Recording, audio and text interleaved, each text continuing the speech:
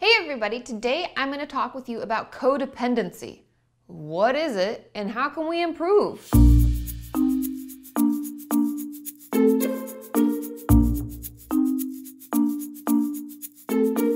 So like I said, today I'm going to talk with you about codependency. I've heard from many of you that you worry that you're in codependent relationships or your therapist has told you that you're codependent. What the heck does that even mean? Okay. So what did I do? I looked the Wikipedia definition up because Wikipedia knows all. Not really, but I liked their definition best. It says, codependent relationships are a type of dysfunctional helping relationship where one person supports or enables another person's addiction, poor mental health, immaturity, irresponsibility, or underachievement.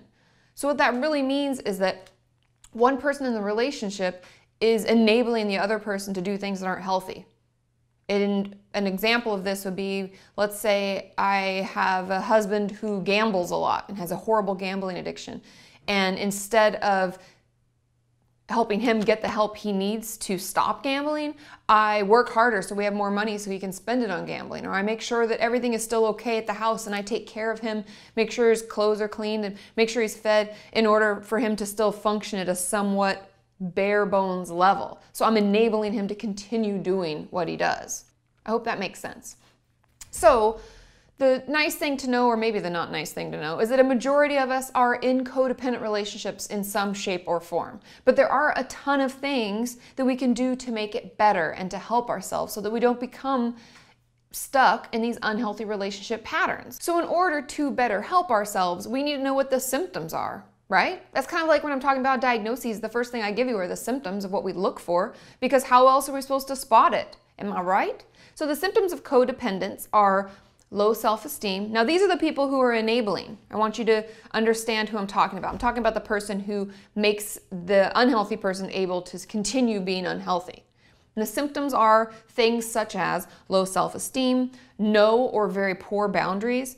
They have a very people-pleasing personality. They really need to control situations. They have a lack of communication or clear communication where it's a healthy, direct way to communicate with another person. They have a lot of problems with intimacy. They can be in denial. And the list goes on and on, but you get the idea of what it may look and feel like to be a codependent person or to be in a codependent relationship, okay? And so what are the treatment things or ways that we can help improve? Therapy! We can do therapy. Therapy helps a lot of things. And the thing that's great about therapy for codependence is that it helps us to gain insight. A lot of people don't even recognize that they're doing things to enable the person. Okay? And so it helps us to gain the insight, and it can help change our way of interacting with our loved ones so that maybe when we used to be really people-pleasing and worry a lot about how they felt towards us, we maybe pull back from that a little bit and try different behavioral techniques to change the way the relationship functions, okay? I think the most important thing to remember with this is that it can feel horribly, horribly uncomfortable at first, but it does get better. And sometimes I find when we're making change in general in our lives that it's always uncomfortable, but that's actually a good sign because when we were comfortable, shit was bad. And so it's actually kind of good to be uncomfortable because that means that we're making some progress. Am I right? I think so. Also, there are 12-step programs.